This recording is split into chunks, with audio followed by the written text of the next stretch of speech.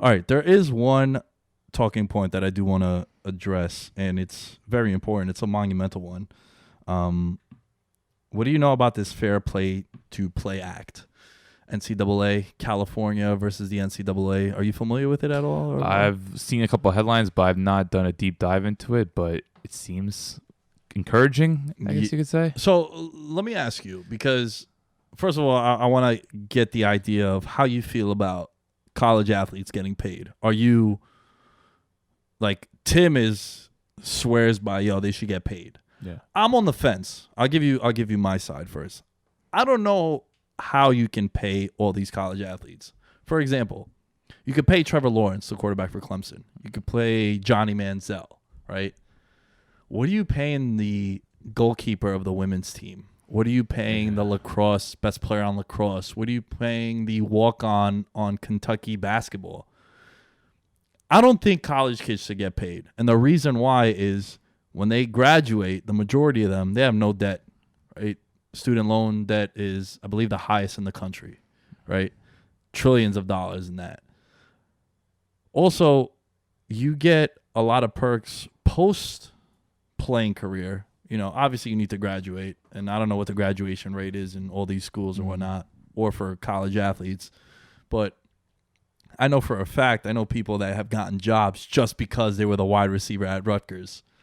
And it's like, yo, I wasn't even qualified for this job. But, you know, on my resume, it said 4-year starter at Michigan.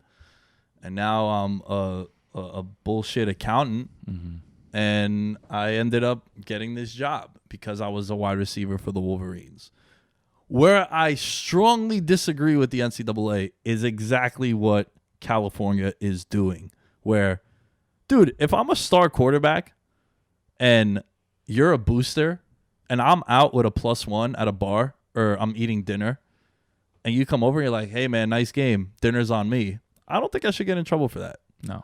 I don't think if Terrell Pryor, going back to his Ohio State days, ultimately got suspended and kicked off the team because he wanted to get some tattoos. And tattoos, I mean, I'm looking to get some tattoos and it costs a lot of money. And the tattoo artist said, yo, sign a couple jerseys for me and let's take a couple photos and I'll do, I think it was an arm sleeve. It's like a $2,000-$3,000 job at the very least.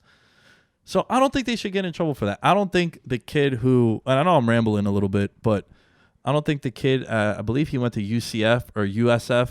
He had a YouTube channel. He was a kicker. That's right. I remember hearing that. And he got kicked off the team for that. I don't think that's fair. I think if I'm the star of the school and someone wants to pay me or give me money or I can sign some autographs and get a couple extra dollars to spend at the bar, I don't think I should get in trouble. You shouldn't be punished for being popular or being a star. Like, look at Zion. Like, he was the king. Like, if you could make some good investments or if you're doing things a proper way, like, what's so wrong about signing a bunch of autographs or taking pictures or getting a sponsorship deal somewhere? Like, I don't see any real issue with that.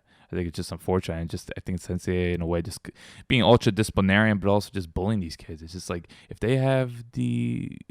they're popular and if they're generating big ratings and crowds, why not? Why can't the star say a Luke May at North Carolina or some star at Kentucky, like if they're the man on campus and they're getting opportunities elsewhere, what's the big deal? It's like what criminal act is this? Like, I don't understand. Like, oh, they're breaking some sort of code.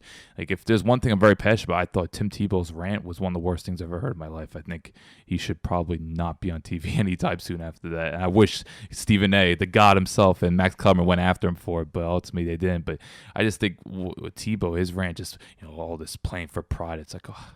But eventually, if I'm a star and who knows where my career is going, because, another big debate is like, oh, guys saying out bowl games. Right. Or if they don't make the NCAA tournament, I remember this big man, I think it was on Arkansas, Daniel Gafford might be his name. They make the NCAA and then NIT. He's like, I'm not playing the NIT. I'm going to be a top 15 pick. So you understand, like, just managing your future career and just putting your body on the line, but then we can't use our popularity for benefit. Like, we can't actually possibly profit off it. I don't agree with that at all. Yeah, and I'm all for kids. Shit, if I was Christian McCaffrey did it. I believe Leonard Fournette did it also. Yeah, I can see Leonard Fournette. Like, yo, if I'm playing in the Meineke Fish Bowl, like, fuck that. If I'm playing for a national championship, yeah, I'd be like, yo, dog, like, come on, play for that. That's prestigious. I get that. But if you're playing for one of these, there's so many bowls now. Like, it used to be an honor for a university to go to a bowl game. It used to be like, yo, we went bowling, right? We're going to, a school like a small school like a Maryland to go to a bowl game. It used to be something prestigious in the 90s and the early 2000s. Now there's so many bowl games. It's just another way to make money if you're the NCAA, where even the Final Four is really what it's all about, right? Georgia last year got pummeled by Texas because they didn't make the Final Four. And Texas came into this year as one of the most overhyped, overrated teams coming into the season because everyone saw, they beat the shit out of Georgia. But it was like, what's their motivation going into that, right? Your whole season, you're thinking you can win a national championship.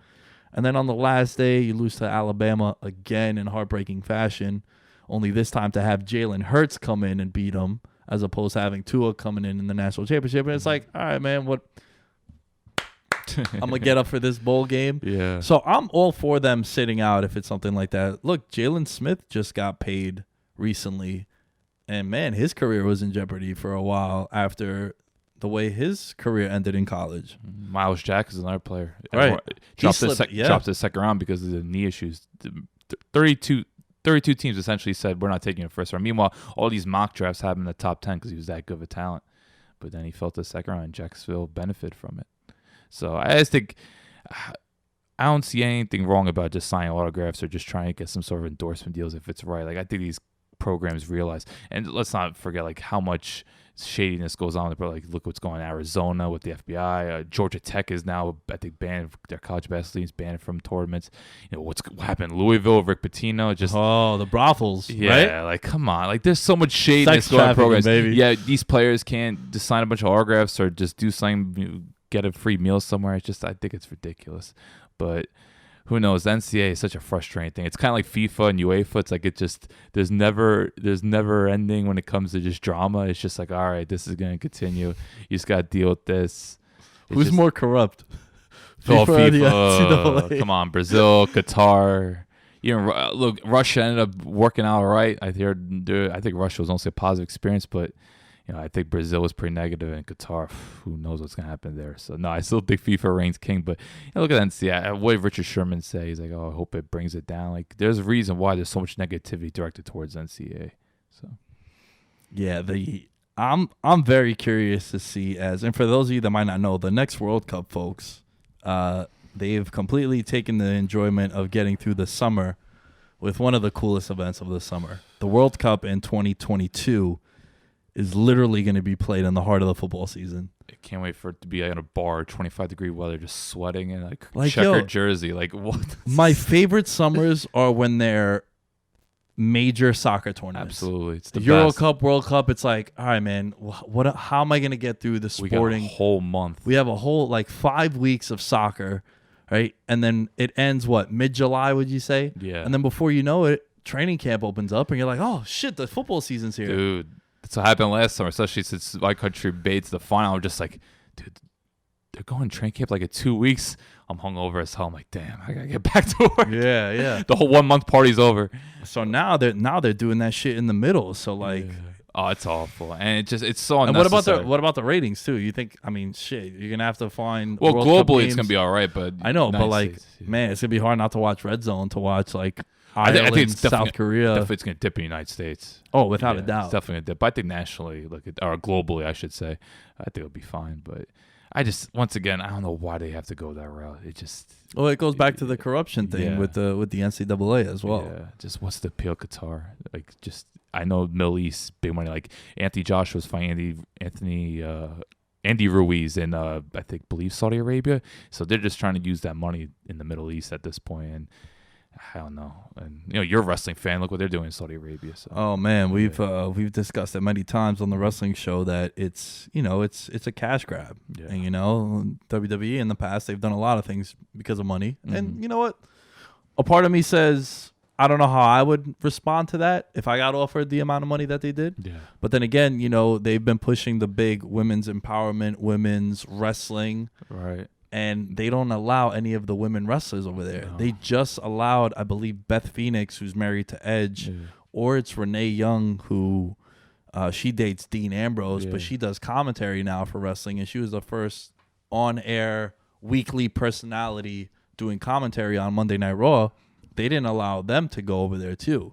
So I don't know. Is WWE going to be the culture shock that they're going to get out there? Who knows? That'd be something. Yeah. Like they already started World Cup qualifiers in Asia, and female fans aren't allowed in certain countries. They're banned. So it's I don't know, Middle East. Not to go on a rant, but I just don't know what their moral principles are. But. Yeah, and then with this Qatar stuff is gonna be wacky, man. So if you guys didn't know, I just wanted to run by that. I also want to put myself over a little bit because I talked about this fair pay to play act back in like July. I've known about this thing because it's been something that it's gonna be monumental, man. And you know what's gonna happen, dude? Florida is gonna chime in and be like, "Yo, we're losing some of these recruits to California." Right? Because, California doesn't have bum teams out there. They got, it's USC, UCLA, right? It's taken a hit college basketball-wise. Like, Pac-12 is really, I think it's the worst power conference. But, there's still traditional programs out there, like UCLA, USC, Cal, Oregon. Oregon. I'm just thinking of random Pac-12 teams.